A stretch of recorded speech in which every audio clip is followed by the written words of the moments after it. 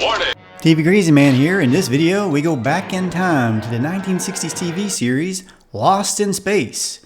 And we look for some funny and sometimes weird goofs and discover a few very interesting facts from this Irwin Allen classic television show. You are watching the unfolding of one of history's great adventures. Do you remember when Lost in Space took place?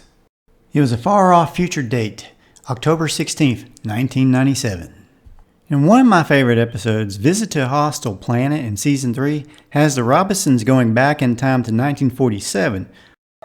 And we're 50 years out of our time.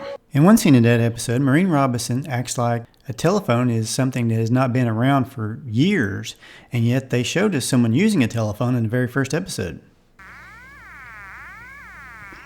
In the episode The Derelict, the Robinsons are attacked by aliens that can best be described as giant meatballs that are on fire. And if that wasn't scary enough, one of them is actually wearing tennis shoes.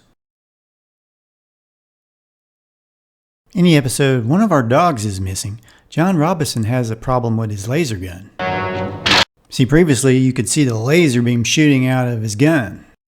In this scene, it looks like actor Guy Williams is pulling the trigger, lighting up the end of the laser pistol, but maybe they forgot to add in the laser beam light shooting out to complete the effect.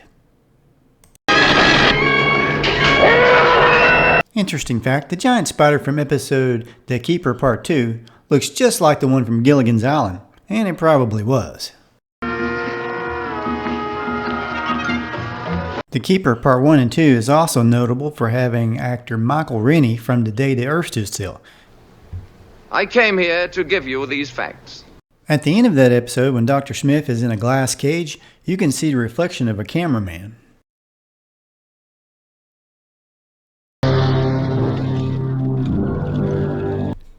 Did you know that the Lost in Space robot was designed by the same man that designed the robot from the movie Forbidden Planet, Robert Kinoshita? The robot being, of course, Robby the Robot.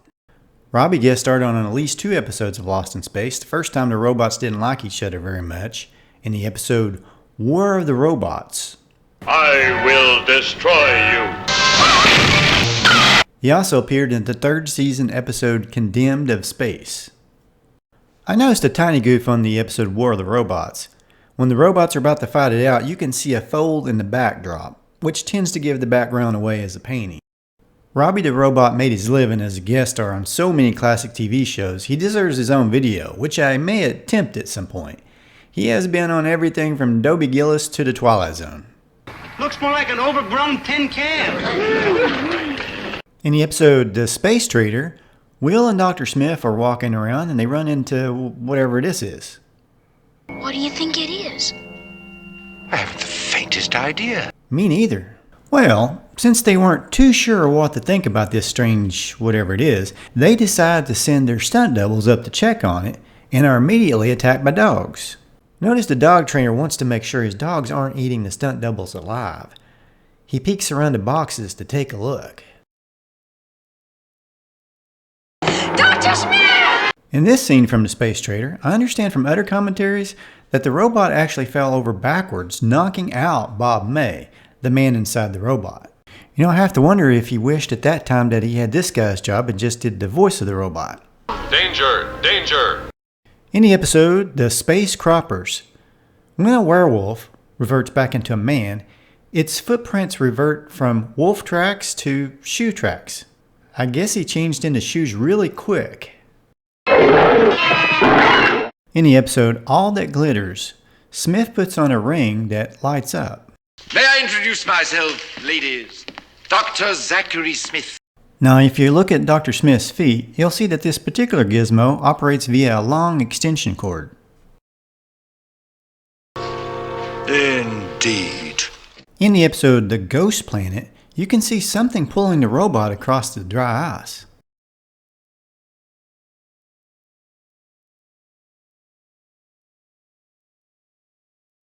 Negative. In the episode Forbidden World, Dr. Smith drinks explosives. Oh, how could this happen to me?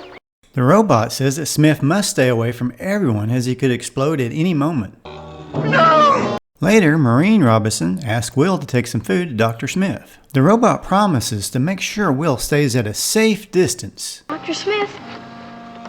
Oh, it's you, William. Which makes me wonder exactly what would he consider a safe distance. Later, Will gives Smith some pills they hope will render the explosives in Smith's system harmless. The robot tests to see if Smith is not explosive anymore by attempting to detonate him, as he stands right next to Will. You might argue the robot knew that Dr. Smith would not explode. We may never know. Maybe he did, maybe he didn't. Do you insist on an answer? In the episode The Thief from Outer Space, this guy has Dr. Smith tied to a table with a large blade swinging back and forth. But when they switch camera shots, it's as if the blade has disappeared, and then it's back again. It's gone, and then it's back. Well, good thing for Smith that he's rescued by Ted Cassidy, aka Lurch from the Addams Family. Isn't it kind of weird how things are so closely connected? It is true. Why, just a few episodes later, Smith would encounter Grandpa Munster, Al Lewis, as what else? But a magician. I mean, Grandpa Munster was always doing magic tricks. In the episode The Astral Traveler, Dr. Smith is trapped in a cave, and it's up to the gang to get him out. You know, they really just don't make rocks like they used to.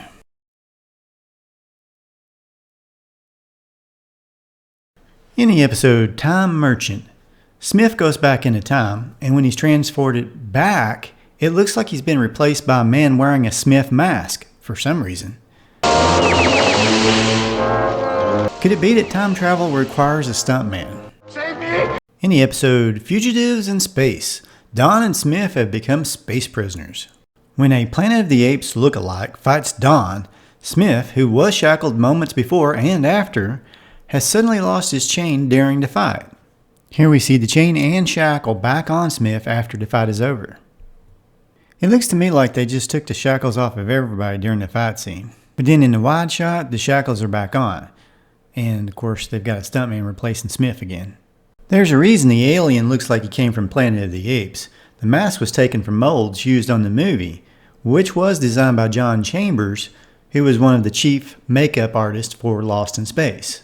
Now, I don't want to fail to mention that the theme music was created by John Williams, who created some of my favorite movie soundtrack music of all time, including Superman, Star Wars, and Raiders of the Lost Ark. We interrupt this program for a quick word from Freddy Cat Cartoons. Hey y'all, check out the latest cartoon, Freddy Cat Cartoons, featuring my new friend, Robinson Crusoe.